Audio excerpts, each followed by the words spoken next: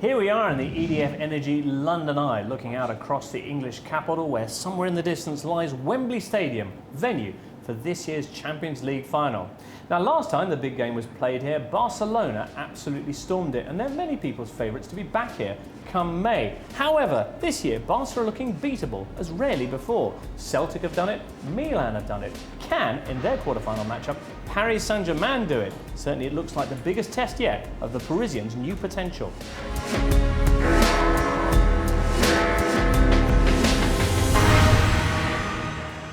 Well, Paul, even though Paris Saint-Germain have David Beckham, Barcelona seem to be the big favourites for this one.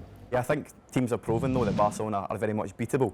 Real Madrid knocked them out of the Cup, of course, and beat them in the league. And I think that despite that, Barcelona have got over that recent slump as proven in their fabulous performance against Milan in the last round. And I think despite that February slump that they've suffered, I think they're very much favourites in the tournament this year. Well, I mentioned the defeats to Celtic and to Milan this season, and the question of how to beat Barcelona is one that's come up on Facebook and Twitter, Emily.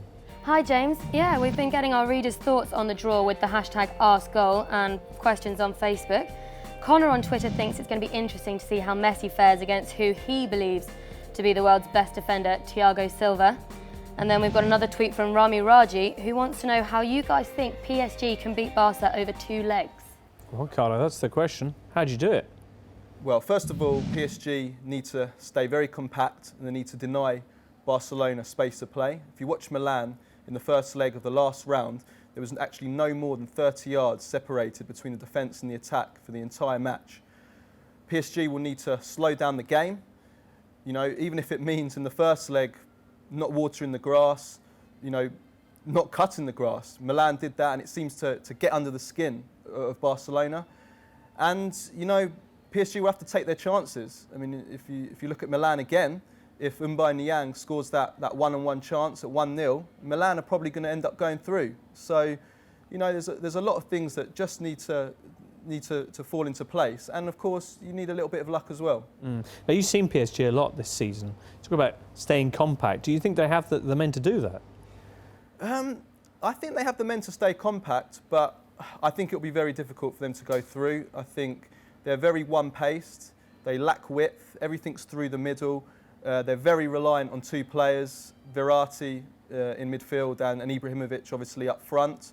I just think they're a little bit predictable, sometimes a little bit pedestrian, and with Barcelona, you know, their fitness, they've got their fitness levels back and they're almost superhuman pressing. I mean, I would love to know what they do in training. I mean, it's just incredible, and I think they might just have a little bit too much pace for PSG.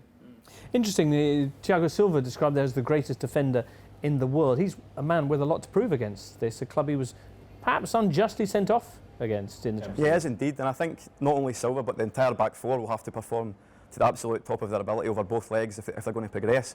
But I think you can't isolate Messi versus Thiago Silva as a singular battle. I think, as Carlo touched on, the space between midfield and defence where Messi does so much of his good work, linking with Iniesta and Villa, is what Milan and indeed Celtic did in the group stages. They compacted in that space and isolated Messi, and it means that he gets frustrated and he drops wide to try and find the ball. And when Messi gets frustrated, that's when he drifts out of games and he disappears, and that's what PSG need to do if they're going to try and progress in this tie. Interesting. He's not the only man with a point to prove against Barcelona. Ibrahimovic, of course, who had a fairly unhappy season there a few years back.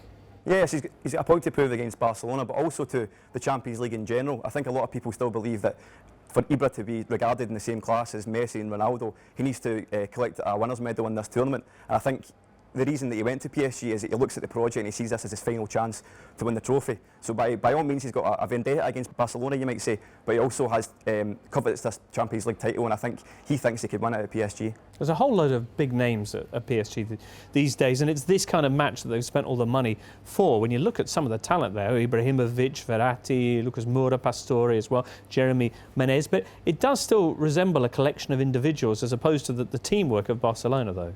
Absolutely. I mean, it's still a work in progress. I think we'll probably need to give PSG another year or maybe 2 before we really see the best of them.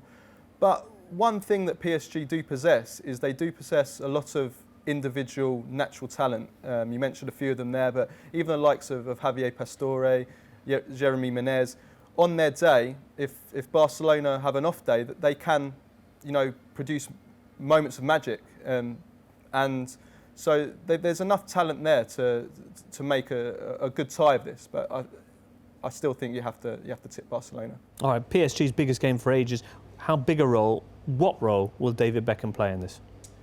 I think it would be very dangerous for Beckham to play the whole 90 minutes in one of the legs against Barca.